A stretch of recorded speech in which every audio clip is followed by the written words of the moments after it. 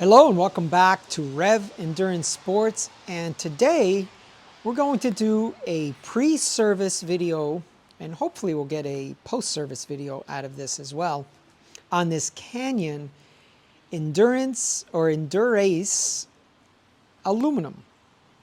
And I believe they call this the raw color.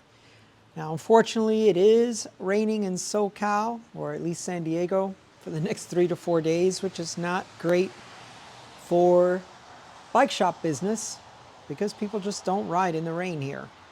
But we've got this bike here that came in.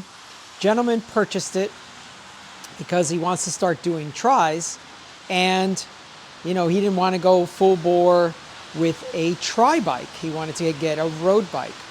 So one of the first things we talked about was a non-negotiable that he should be riding aero bars, clip-ons, because it's a 70.3, so that's 56 miles. So there's a lot of aerodynamic gains that can be achieved with having clip-on bars. And because this has an aluminum bar, it's just a very simple thing to clamp on, remove when you don't want them on there. But the gentleman wanted the bike looked at because, as you know, Canyon ships direct to consumers. Consumers then have to build the bike. And there isn't much that they have to do, but it is important if you are new to cycling to bring your bike to a bike shop. So I will show you at least one thing that the customer was not aware of, and it could be a potential safety hazard. So let's just do the headline first. This is an aluminum frame, endurance geometry. This is a large frame, and I believe it has a 190 head tube. I measured it yesterday, but I forgot. So it's that relaxed geometry thing that some folks are after. Now, what's appealing to this customer, or what was appealing to this customer, is that this bike is priced at $18.99.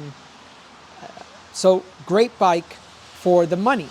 $18.99, you get a 105 group set on it, and it was on sale, or at least it's on sale now. I see a $200 sale reduction. So $16.99, and then he bought his pedals and his shoes already.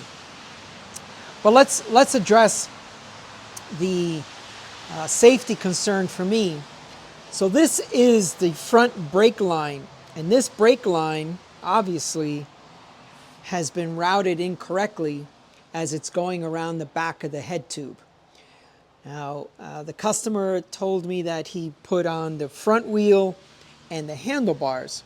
So this is a user error, not a manufacturer OE error, and that's okay. He hasn't been out on the road with this bike, so no harm, no foul, as they say. But we need to get that routing correctly so that the front brake hydraulic line is not wrapping around the head tube. So no problem there, we'll fix that. The other thing, he's got a front brake rubbing. So anyone who's worked on disc brake bikes knows that's a constant mechanical thing. And then the rear derailleur needs some love to shift properly. It's not holding the top cog here. So generally speaking, that's just maybe a tension adjustment, but we need to check the limit screws on the lower and upper limits. So H for high speed, L for low speed. And then someone just made a comment in a previous video where I gave that little pro tip of, if you want the chain to go up a cog, you're sitting there spinning it and the chain is just hanging up. Your thumb is your guide.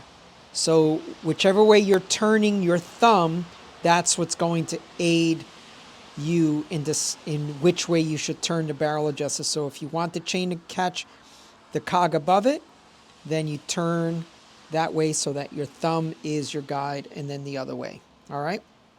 So right now it's not catching this top cog, and he's got a dork disc on there, which he said, oh, it just makes noise. Yes, we're going to remove that once we properly adjust that rear derailleur. Some spec things on this bike. So it's kind of cool that it has the top 2 bolts right here. So you can put a bag on here and bolt it on there. For the rest of us who are slumming it with straps, Velcro straps and stuff, yeah, it's a cleaner installation to just mount the bag right here with 2 bolts. And then you still have this area down here to mount other bags. And you don't have to, choose how to route your bag, because one bag's already taken care of with the bolts. The other thing is this will take 35 millimeter tires. So again, we are seeing larger and larger tires on road bikes. Speaking of tires, these are Schwabe 1s. And at first, because I didn't have my glasses on, I said, oh, wow, he's got Schwabe Pro 1 tires on OE issue. But no, it's a 1.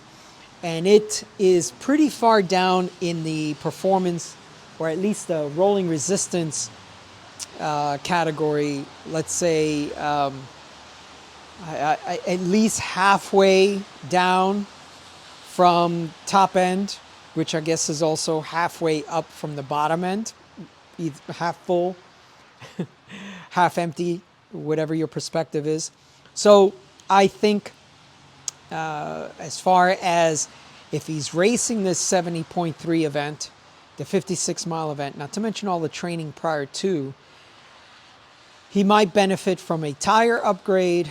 And then, of course, we talked about the aero bars, which I said to him was a non-negotiable. So this is kind of where we're at now before I start any of the work. He's so far been a do-it-yourselfer. I think maybe I've earned his business. I've earned his trust. And I believe that since he lives so close to me, he probably didn't know there was a bike shop so close to him. That's a common thing. This road here, this has a 55-mile-an-hour speed limit. So cars are zipping through here 60 plus miles per hour. So I guess that's what, 90K at least in kilometers. So people just don't notice that there is a bike shop right in this plaza. And if you notice as well, there is just a lot of housing in this area. And so there's no other commercial properties around here. So a consumer would not know, oh, there's a bike shop in that industrial park. So, he's been buying stuff on Amazon, and he bought the bike from Canyon direct. So now I'm hoping that I will earn his trust and earn more of his business. We need to get him a flat kit. We need to get him all the little basic stuff, right? So he's already bought a pump on Amazon. He's bought some dry lube on Amazon. But slowly we'll get him to consider that supporting the local bike shop is very, very important for the longevity of having local bike shop network. For you, in this case, he built his bike, he built it improperly. It makes sense that he brings the bike to a local bike shop, a local business, and a professional to review his bike. So there's one of my favorite lines from Clint Eastwood in, I can't remember which movie it was, but he says, a man's got to know his limitations. That's a poor imitation of Clint Eastwood, but I think you get the gist. You have to know your limitations. You have to know where your mechanical wherewithal ends and when you need to enlist the professional mechanic or professional, a plumber or an electrician or any of those things. If you're doing housework, you have to know when you say, no, that's not a job for me. That's as far as my knowledge base goes. So now I'm going to hire a professional to get it done. Okay, that is all for today. If you ride a Canyon Endura Ace aluminum, Tell me about the upgrades you made to your bike and how that worked out for you. Okay, everyone else, please like and subscribe, and we'll see you up the road.